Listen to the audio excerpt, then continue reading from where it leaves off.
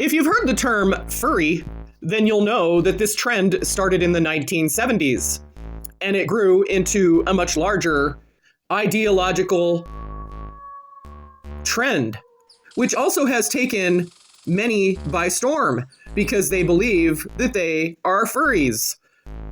If we look at the global population, trends of furries range from 1.4 million to 2.8 million people that identify as a furry. Huh? And we know if we look back in time, there were other trends. There were hair metal bands. There were goth people. There were the thrashers. There were the hippies. There were the jocks. And then there were the outcasts. And we can't forget the skaters. When we look at these different trends that revolve around sexuality, what's really going on? Some of these trends have started clearly by infiltrating our children's minds through LARPing and through gaming. Levels of acceptance that start with our children.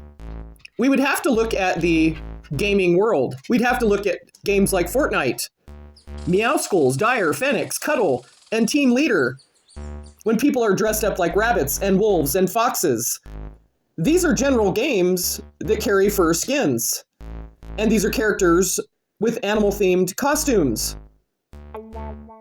These are first-person shooters, RPG, and MMO games, which I have played some of these myself, and I no longer do, because there is a wide sexual interest in these games.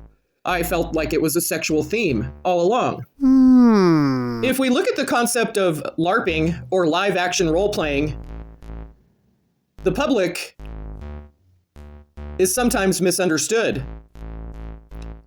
But we can't forget there is a fetish-driven erotic art that plays part in the furry subculture. Most members are engaged for non-sexual, creative, or community reasons.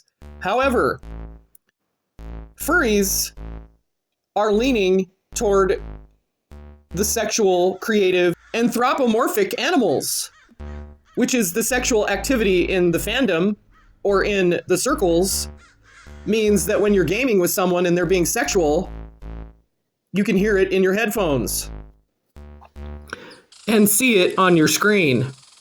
We have to remember that we need to set clear boundaries for our kids and for our grandkids.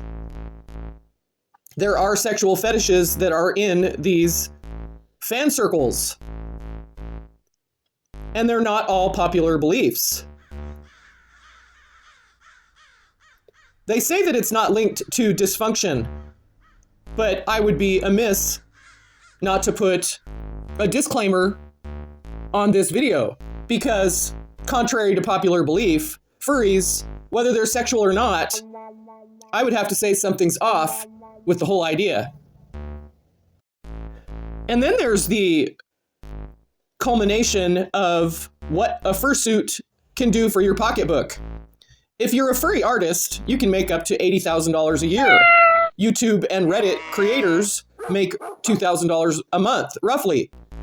And if you're a top creator, you can make a substantial income from your popularity, because it's fueled by upwards of 3 million furries worldwide.